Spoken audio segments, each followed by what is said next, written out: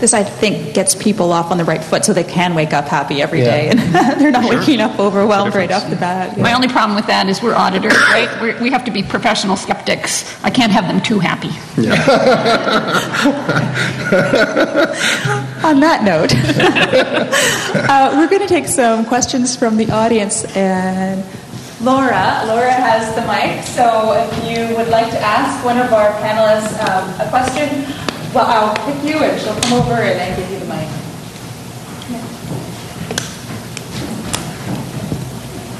Thank you. I have two questions. I think they're both for Karen. You talked about the sabbatical program with the 20% salary. Are the benefits covered during that period? Yes, benefits continue through the whole period. Okay. And the second question is, we were talking about, I think it was what was most important for morale, and you said there was two items. You mentioned listening as the first item. I didn't get the second one. Empowering. Okay. So you didn't just listen passively, you then said, okay, go do it.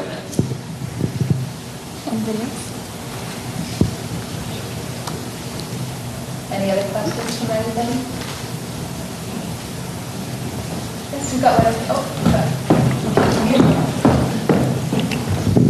Hi. You talked about communicating your corporate goals to the company to, you said in the face of diversity and all this. What's the best way to communicate your corporate goals during these times and to make sure that it sticks to every person in the company?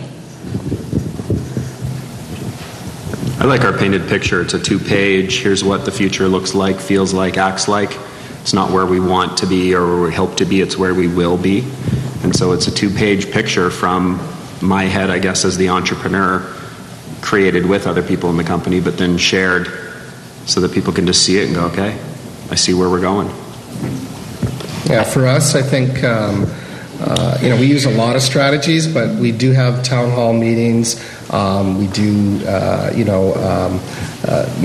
voicemails, out to the field force. So as much as we can do that in person, it's better. Obviously, it's electronically, in websites and other different formats. But the most, engaging part of it is if it's, just done more personally.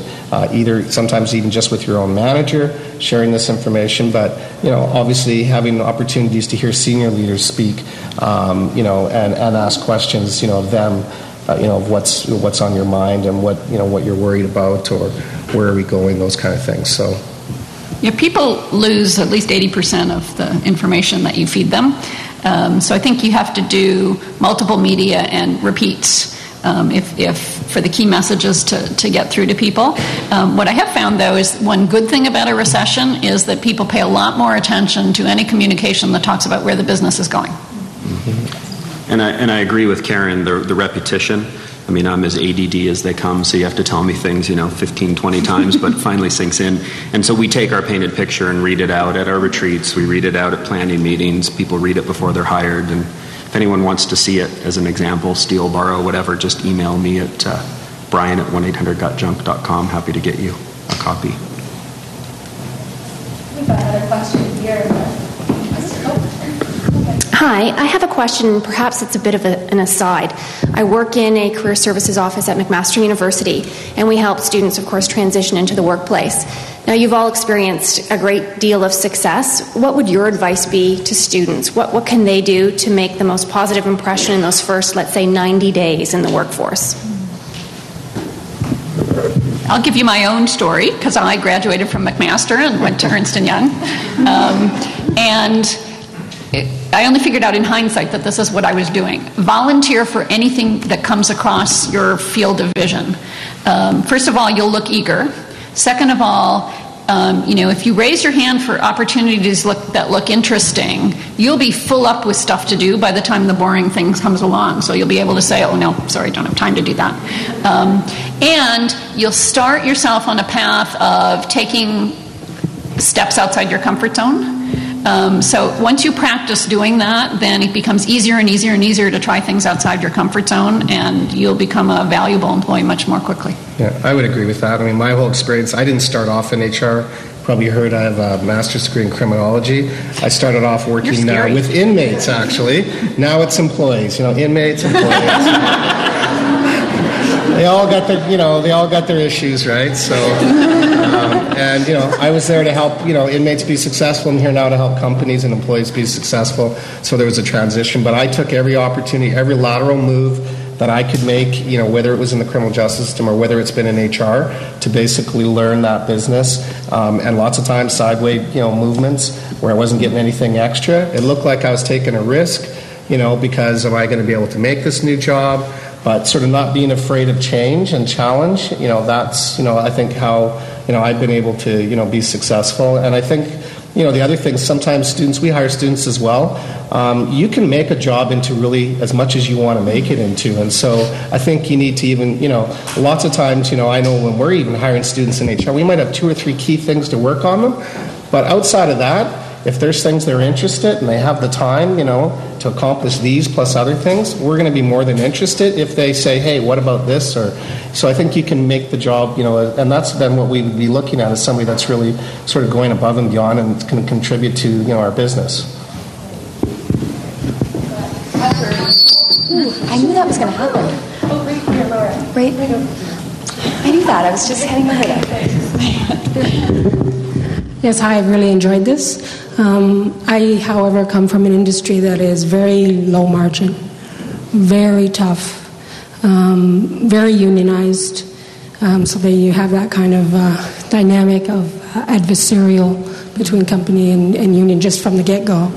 I find as an HR person, senior person, that my biggest challenge is negotiating with the CEO, who is in Paris.